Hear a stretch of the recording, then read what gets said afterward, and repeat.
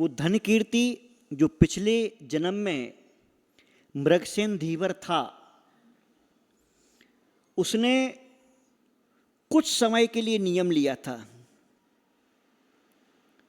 और वो पुण्य के प्रताप से धनकीर्ति 5 बार उसने मछली की जान बचाई थी और 5 बार यहां पर उसकी जान बची।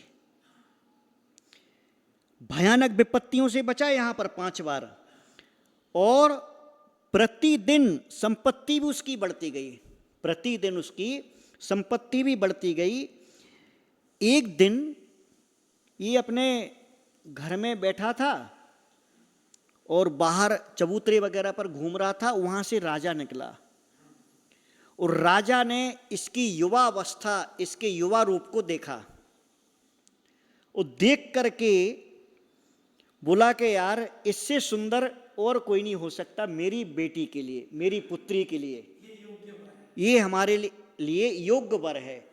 और उसको देख करके बुला करके अपनी बेटी की शादी भी उसके साथ कर दी। हाँ, अब राजपुत्री भी मिली, सेठ पुत्री भी मिली, और राजा ने उसके लिए पूरे नगर का राजश्रेष्ठी का पद दे दिया कि इस नगर का राजश्रेष्ठी कौन है? बोले राजा में, और राजश्रेष्ठी धनकीर्ति, धनकीर्ति बना दिया। अब गुणपाल ने जब लोगों के मुख से सुना, उसके पिताजी बाहर चले गए थे कौशाम्बीपुरी, तो कौशाम्बीपुरी में जब पूरा घटनाक्रम सुना और वो वहाँ से सुन कर के आता है वहाँ से, और आकर के अपने पुत्र से मिला, पुत्र को मिलकर के बड़ा खुश होता है कि जैसा मुनियों ने कहा था, मुनियों के आशीर्वाद से, गुरुओं की कृपा से, धर्म के प्रताप से मेरा पुत्र मेरे से भी बड़ा निकला, राजश्रेष्ठी बन गया। और इस प्रकार से खुश होता है, वो बढ़िया पिता पुत्र का मिलन होता है। पुत्र को भी मालूम चलता है कि मैं तो इनका गुणपाल और धनश्री का बेटा हूँ। फिर मिलने के लिए वो गोविंद, ग्वाला और भी सब लोग आते हैं। और वहाँ पर एक दिन मति, श्रुत और अवधि ज्ञान के धारक, मनः पर ज्ञानधारी यशोध्वज मुनिराज आते हैं। यशोध्वज नाम, हाँ, मुनिराज आते हैं और सब लोग उनकी वंदना करने को गए। सबने दर्शन किया, पूजन किया, उनकी अर्चना की और धनकीर्ति के बारे में पूछा कि हे स्वामी ये बताओ, ये इतना ज़्यादा सज्जन कैसे है, इतना ज़्यादा प्रियवादी, माने बहुत अच्छे से बोलता है सबसे, इसको क्रोध नहीं आता है, इसको किसी के ऊपर रोष नहीं आता है। अच्छा, इसको कोई विघन वगैरह जो आए जीवन में, और विघन ऐसे हवा के जैसे निकल गए, इसका कुछ भी नहीं हुआ। अच्छा, ये दानशील है।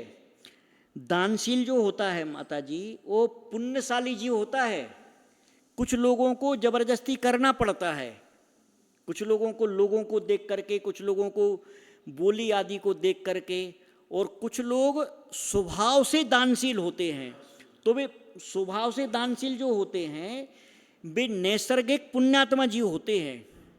पूर्व जन्मों में किए हुए तीव्र पुण्य से, देखो दानशील 2 प्रकार का, एक तो जो देख करके, सीख करके, बोल करके, या ज़्यादा पैसा हो गया, या कुछ हो गया, या परिस्थितियों के कारण, ठीक है, या इनने बोला उनने बोला इसलिए कर दिया।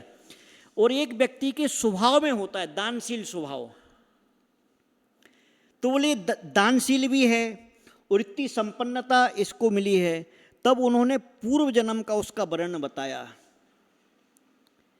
कि त्याग तो बहुत लोग करते हैं, बोलने के बाद में, सुनने के बाद में, पढ़ने के बाद में, जिंदगी भर का त्याग करते, अहिंसा का, इसका उसका, परंतु बोले इसने जो सरलता से त्याग किया था, कैसे? स्वभावतः त्याग किया था, अपने आप मन से, और गुरु की आज्ञा का अक्षरशः पूरा पालन किया।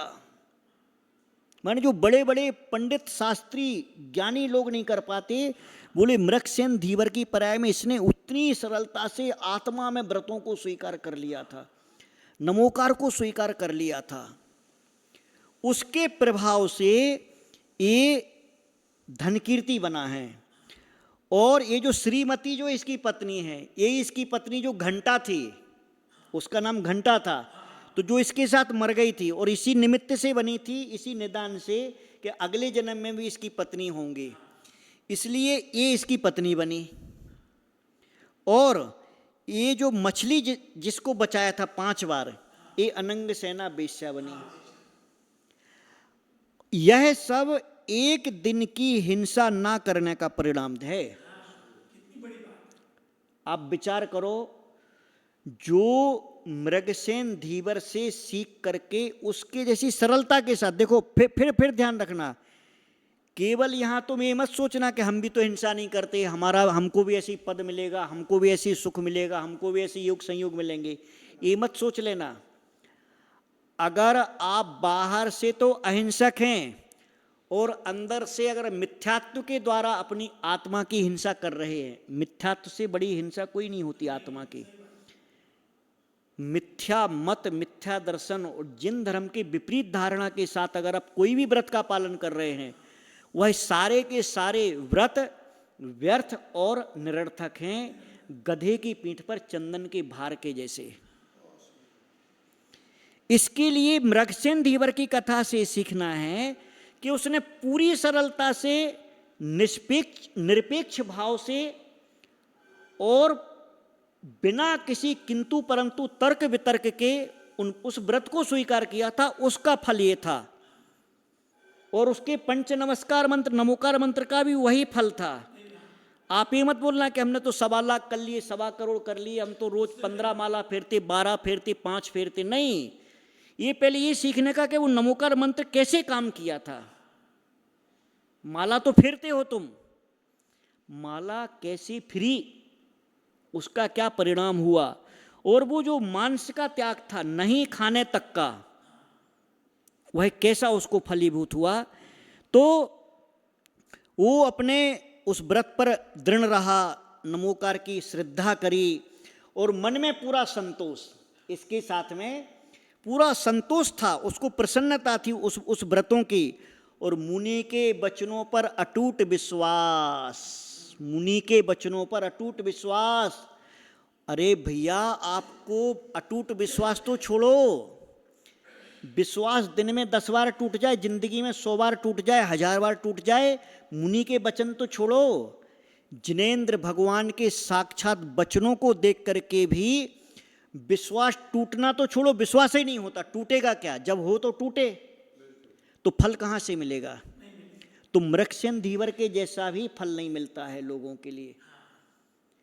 ऐसा फल प्राप्त करने के लिए धन कीर्ति ने जब सुना, धन कीर्ति ने, उसके पिता गुणपाल ने, अनंग सेना ने, श्रीमती ने, सब लोगों ने वहां पर दीक्षा ले ली।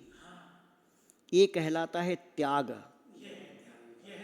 ये कहलाता, एक बार में ही देख करके, जान करके, उपदेश सुन करके दीक्षा ले ली। और उस त्याग के फल से देखो वो त्याग कैसा होगा, कि कैसी वो दीक्षा होगी।